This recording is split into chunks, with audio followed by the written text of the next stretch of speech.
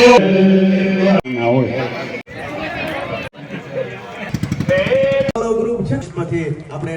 હર મહાદેવ ને જય ભોળાનાથ. જો આજ બધા મહેમાનો આવી ગયા છે અને મોક્ષીધામ વાળા બાપુ પણ બેઠા છે, મોહન જનજી દાદા પણ બેઠા છે અને નવા સાંગાણાથી શ્રી 108 સમજુ બાપુ પણ આવી ગયા છે ને બધાની ઉપસ્થિતિ છે. એટલે આજમાં ધજાદાનનું કાર્ય બધું કરવાનું છે, એટલે બાપુનું સન્માન કરે છે.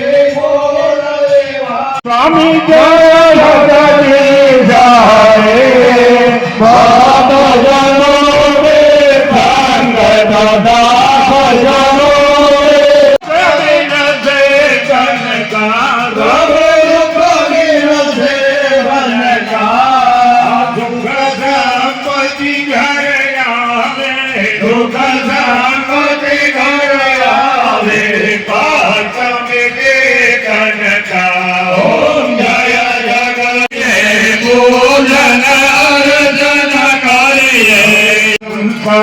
नवतारा जागो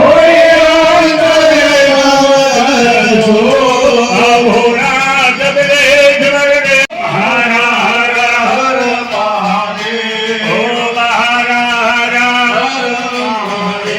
ओ हरा भगवान दंगे मंगलम पुष्कट मंगल मंगलाय तनो हरि भगवान शंभु मंगलम वृषभध्वजा मंगलम पार्वती नाथो मंगलाय तनो हरि भगवान विष्णु मंगलम गरुड़ध्वजा मंगलम भोलेनाथ मंगलाय तनो सर्वभूते नारायण नमोस्तुते स्वागत मंडल देव्यो नमः प्रात पूजनानुभूत दीपमाला समर्पयामि सरस्वती आरतीની પ્રદક્ષિણા કરો. જલ્દી પૂજ્ય વલ્લુ બાપુનું સ્વાગત કરવા માટે આવકારવા માટે પધારો. ચાલો મહેમાન બાપુને આવો. નમો બ્રહ્મણ્ય દેવાય ઓમ બ્રહ્મણ્યાય જગદિતાય. ચલો ભાવથી અહીં આપણે ગુરુજીનો સંત જય ગુરુદેવ ઓમ ગુરુદેવ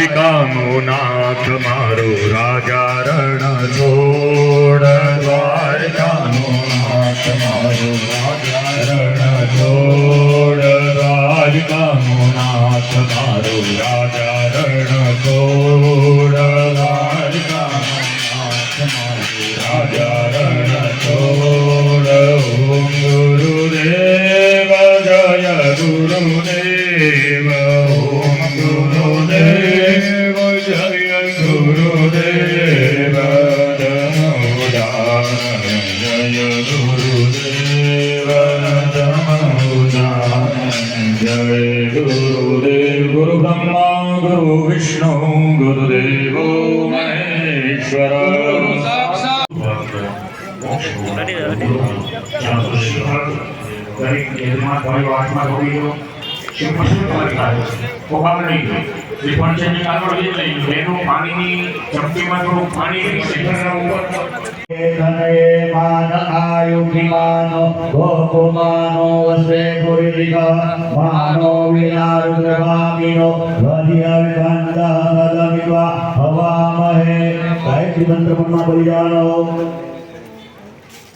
ओम नमः संभवाय च मयो भवाय च नमः शंकराय च मय.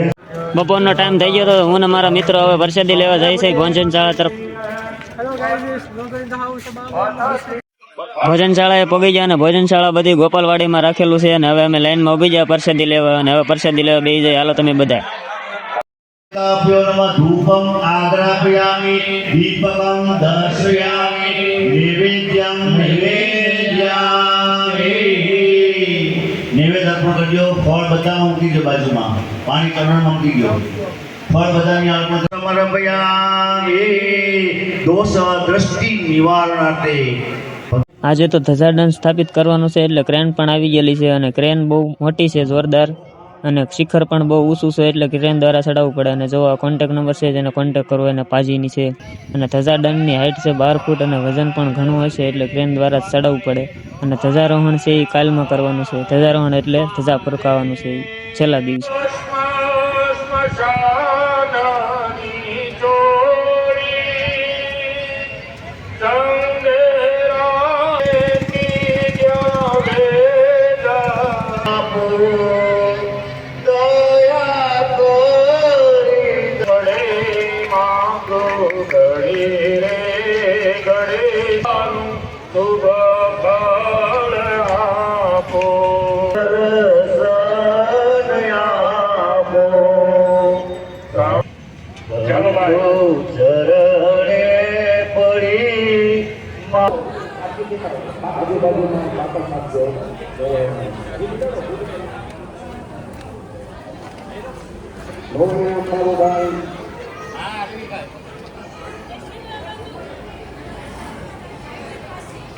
મંદિરમાં 1 કરોડનું દાન આપવાવાળા મોહન ધનજી દાદા છે. આરએમડી સ્કૂલવાળા શોભાવાળ અને એની બાજુમાં બેઠા છે એના ભાઈ છે કુરજીભાઈ. એણે પણ મોટું દાન આપેલું છે, બહુ મોટું, અને મેન કાર્ય પણ એણે સંભાળેલું હતું. પછી તો ભાઈ સડ્યો મંદિરના શિખર ઉપર ઠેઠ અને સડ્યો હતા તો મજા જ આવી ગઈ અને પવનના લહેર ખાતા હતા અને ઉપરથી આખા ગામનો જોરદાર નજારો આવતો હતો, કાંઈ ઘટે જ નહીં એવું હતું. અહીંયા તો ધજાદન સ્થાપિત કર્યો એમાં સોનપુરા ભાઈઓ સિમેન્ટ ભરતા હતા. હવે તમને આખા હોબાવાડ ગામનો નજારો બતાવો. અહીંથી એકદમ જોરદાર લાગે, મંદિરના શિખર ઉપરથી કાંઈ ઘટે જ નહીં એવું લાગે. જો અહીંથી ગેટ કેવો જોરદાર લાગે છે, બાજુમાં આપણી તળાજી નદી જોરદાર લાગે અને તળાજાનો ડુંગર કાંઈ ઘટે જ નહીં એવું લાગે. આખી નદી ભરીને છલકાઈને જાય એટલે આપણા મંદિર પડખે જોરદાર નજારો લાગે.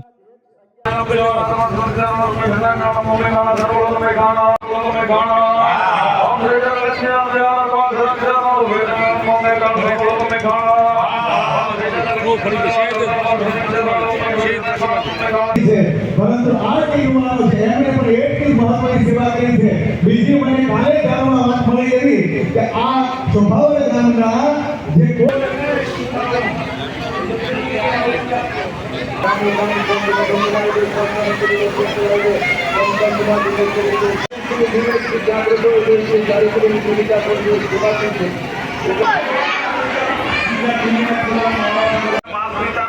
આ ક્રેન ના વળતી ભાઈ મોટી જબર. એમાં માણસો બધા હલતા ને હામાં ઉભા જાણે.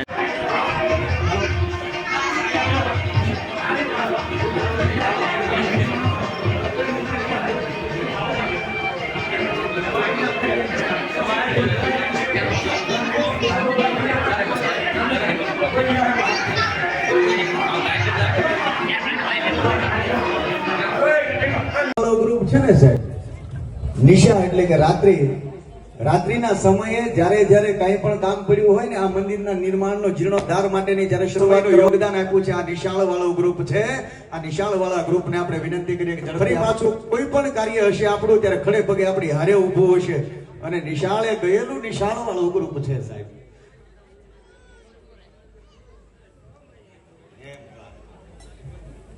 ઠાકરભાઈ એવું કહે કે મારી હારે એ 4 વાગ્યા સુધી સવારના 6 વાગ્યા સુધી ઝઝૂમતા હોય ફરી પાછા દિવસે પોતાના કામમાં જતા હોય. સાહેબ કદાચ હું ને તમે પૈસા આપી શકીએ છીએ પરંતુ સમયનું યોગદાન એટલું આપી શકતા નથી, શ્રમનું યોગદાન એટલું આપી શકતા નથી. એટલે શ્રમનું દાન કરનારા આ બધા દિલેર દાતાઓ છે, એની દાતારીને આપણે જોરદાર તાળીઓના નાદ સાથે વધાવી લઈએ. આવો આપણે દુપટ્ટા અને કેસ પહેરાવી અને આપણે એમનું અભિવાદન કરીએ.